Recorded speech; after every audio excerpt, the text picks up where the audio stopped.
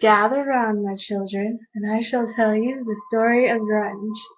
Okay, so it was about the early 80s in Seattle, and it was always kind of a musical town, but about 1980, bands stopped touring up there because they figured it was too much trouble to go like all the way up from San Francisco to Seattle just to play a show.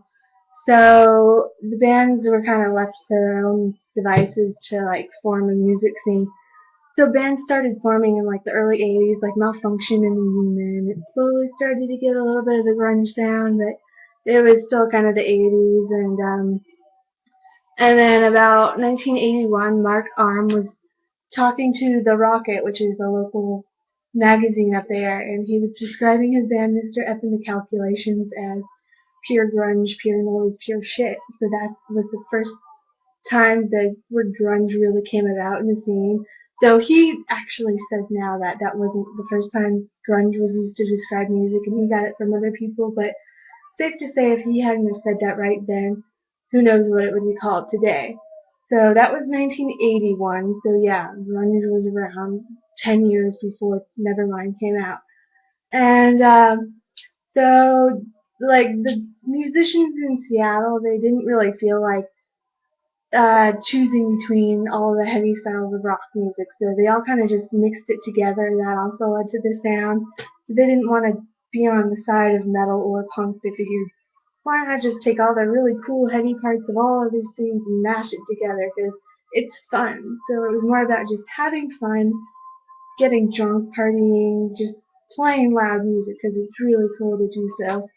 So the whole ethics thing, the genuine liberal type stuff, alternative type stuff came in more like Nirvana and Pearl Jam in the 90s. But the 80s thing was all about being really heavy and just going crazy.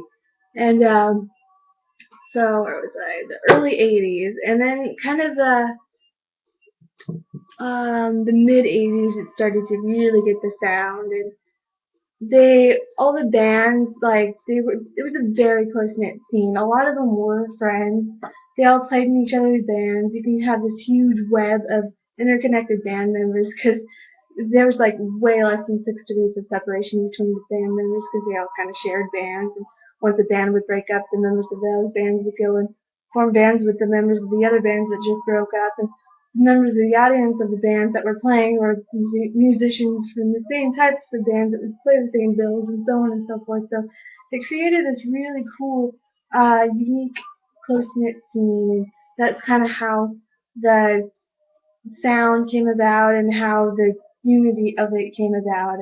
And they didn't. It was Seattle, so they didn't think they were going to be famous. So it's not LA. No one's going to pay attention. So because the whole competition pressure was off, they were actually able to pay attention to the music and create a good quality music.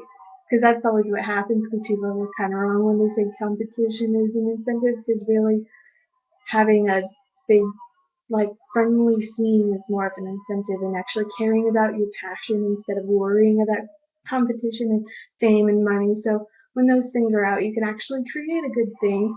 So that's kind of why it was good because they really wanted to just play music. They were the types of people that love music, played in their rooms, played in their garages. Also, the weather kind of led to them staying indoors a lot, and when you're bored and you don't know what to do, you can't go outside, you might as well pick up a guitar and play some music and write some cool riffs and lyrics and stuff. So there was that. What else? Uh, oh yeah, and the bands that did tour up there were bands like Big Black and Butthole Surfers, and they always said that they thought the Seattle scene was the coolest because all the people would just go crazy and have really fun and at the shows, and everyone was moshing, getting drunk, and it's a lot better than the stiff LA and New York scenes where everyone's critiquing everyone all the time. So that kind of showed some of the cool spirit of it. So the musicians were left to their own devices to form music, and they were inspired by each other as well. They liked each other's bands. They used that to influence each other, and they mixed all their influences together. And around the mid-80s, the band started to form like Soundgarden and Green River, and that was kind of the first big sound of grunge. In 1986, a compilation album called Deep Six came out, which had 6 really great and heavy bands on it, and that was Soundgarden, Human, Green River, Skinyard, Melvins, and Malfunction. So that was kind of the first stamp that said there was something going on in Seattle.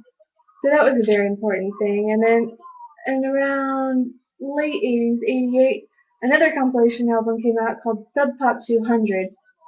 And this is when Sub Pop was starting to form. I think they kind of formed around like 85, 86, and they kind of led to the whole sound too. So they put all the same types of bands on their label, and they had the same record producer, Jack Endino, so they all had the kind of same sound to them. And they had Charles Peterson, which had a really great photography strategy, which was black and white, and then a low shutter speed, so everything was like swirling and it looked really cool, and he kind of took pictures of all the bands, so they had a look to it, and then they had these guys who were like the heads of it, and they used the label grunge.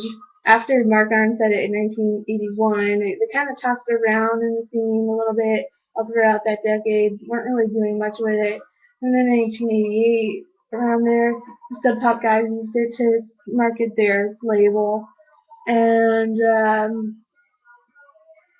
so they had this whole thing going, and then 1989, Everett True was this UK journalist, and he wrote about the Seattle scene. So it got big in UK and Europe before it ever did in America. So that was like late 80s, early 90s. It was popular in the UK. Everyone was going crazy about the Seattle sound and grunge, and he did like this whole spread with all the cool bands, Nirvana and Blood Circus, Green River, and all of that. You can look that up and find it. I've seen pictures of it. It's pretty cool. I haven't read through the whole thing yet. Okay, so late 80s. And then in 1990, it kind of slowed down a little bit. Andy Wood died. He was the guy from Mother Love Bone and Malfunction. He was like this total frontman type of guy. So when he died, everyone kind of just it was like how Nirvana, when Kurt died, everyone kind of just slowed down, weren't really sure. So people kind of thought he was dying then. And then in 1991, Nevermind came out, and it was really just the beginning. And and then it got really famous.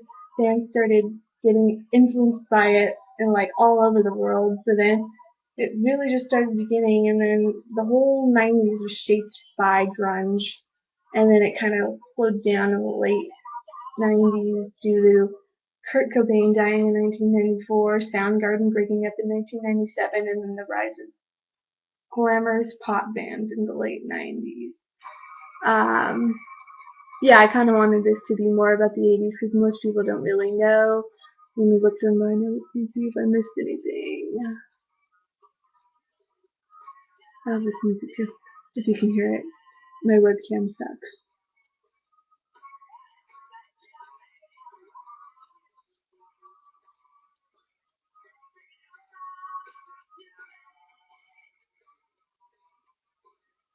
Okay, I think I got it all. Bye.